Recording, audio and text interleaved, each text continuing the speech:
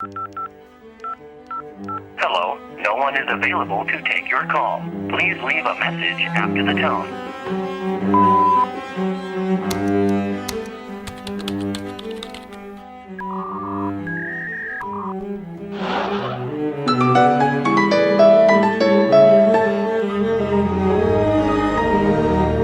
An iPod, a phone, and an internet communicator.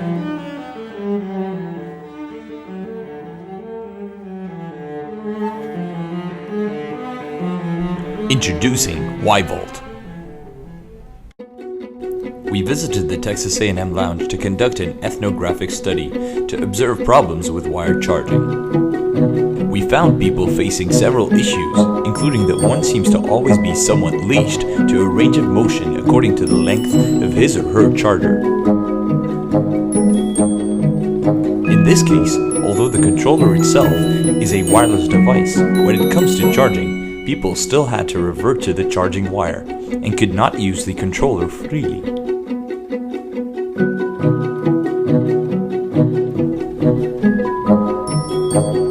And of course, due to the limited number of charging ports, the wire itself had to be shared, which disrupted gameplay and could sometimes be annoying. With the growing number of charges per person for devices such as mobile phones and laptops, and the limited number of sockets, we noticed congestion of wires and overload on extension cords, which increased the risk of an electrical failure and the chance of overheating.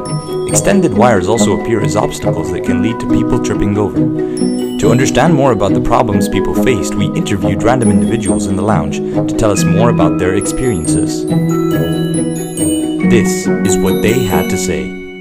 I use my phone all the time, and sometimes I would be in my school or in my classroom even, and I would really need to send a text or something, and I'll see it out of battery when I don't have my wire, it's at home, and then I can't charge it until I go back home, or I have to ask people, which is really uncomfortable for me. Let's say, for example, I'm charging my laptop and socket's on the left and the plug is on the left and the wall socket's on the right. I have to wire and put it under me, put it over me, so this does for awkward seating positions. If I'm on bed and I want to use my phone and I want to charge it at the same time, I'm restricted to a certain place. I have to sit. I couldn't sleep on the other side of the bed. I have to sleep here, and I have to hold my arm out in order to charge, and this kind of stuff. I travel around the world.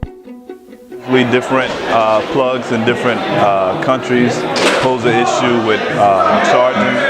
Also, you're limited to where you can be if your phone is low and you need to be charged.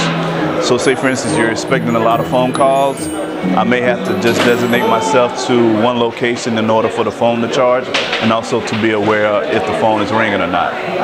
Usually for my phone, the wire sometimes gets bent, so then you have to hold it in place for it to continuously charge. That's happened with like 3 of my chargers, so it's always a problem in terms of, getting it charged, because no one's going to sit there and hold it in place. Also, there's a lot of if you're in a room, you'll have a socket, but there won't be an adapter that fits your charger, so then you have to locate an adapter and then use it. But and also just the wires in general that heat up, or if there's not an extension cord, or if the socket is already being used up by someone else, then that's an issue with space. I think I'm restricted when I, for example, charge my phone at my house. I always keep my phone charger in my bedroom, so it's next to my bed. So for example, if I go to the living room and I want to watch TV, I can't have my phone with me because I'm charging it. And that's why I actually miss many of my calls. Many people call me, it's always missed call. To understand current solutions out there, we met with Hamid, an electrical engineering graduate of Texas A&M University at Qatar, who had a senior design project in the same field. The idea of RF harvesting for us started with me telling my colleagues that we should charge a mobile phone with the signals. We researched the thing more than we understood that the power is low, but it could be used for other applications such as RF IDs or sensors. To briefly just explain what's RF harvesting, it's taking the ambient RF signals, which are the mobile phone signals or the Wi-Fi signals, which are the 3G, 2G, 4G, all the technologies that are concerned with the connection of the mobile phones. They all produce some kind of power. Even if it's low, we can harvest this power. And this was the idea. If you produce your own signal, you could mitigate the difficulty of not having enough power from the RF itself. So this will be will make it easier for you guys to harvest the energy and to actually see a result. Therefore, we decided that our design will consist of a transmitter that converts electrical energy into radio frequency waves and a receiver that will convert RF waves back to DC, which will produce enough power to charge a small battery. We believe this technology will have many applications in the long term. I think it'll be a great idea. For sure the phone would be the first thing on my list because you use it everywhere. Like for now, you can use your phone to do anything, make phone calls, do even your homework. Sometimes I do my quizzes online on my phone. So I think the phone would be a first thing. Wireless power transfer, if there is one, I would probably use it for my computer, laptops, phone, especially phone. Small stuff like phones, maybe laptops, but that's about it. Yeah. Well, for me, it's mostly phones, but like for laptops or anything that requires that you use throughout the day, especially in university, you always need your phone on you and your laptop. So I feel like those two devices would require wireless power. I think it would be helpful around schools, around universities,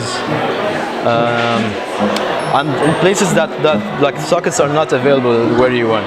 For example, when you're in the mall, you can't just go around, or in your restaurant. I dare you to find a socket in the restaurant. You never find one.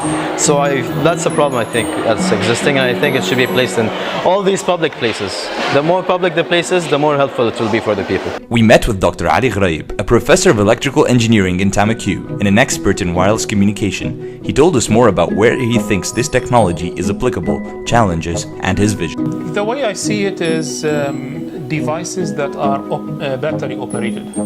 So some applications could be wireless sensor networks where there are sensor nodes deployed far away, and you want to make sure the sensor network, the lifespan is expanded. You can also talk about remote health monitoring. So if you have a patient wearing clothes and there are sensor nodes on the clothes just to monitor, let's say, blood pressure or diabetes or whatever it is, so then you can extend the life of those sensor nodes by remotely charging them.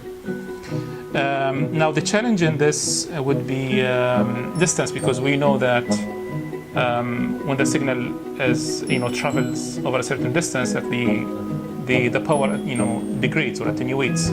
So, and especially with high frequencies, if you transmit high frequencies, then the power will be even, attenuation will be more. So that would be a problem. I am certain it will happen. This is exactly the same scenario is being repeated when back, I don't know, like in 20, 30, 40 years ago, when we went from wired communications to wireless communications. So people, didn't think at that time, wireless will work. But nowadays, we cannot live without wireless. And in fact, wireless is replacing wired in a major way. So the same thing, wired power transfer or power charging will be replaced by wireless.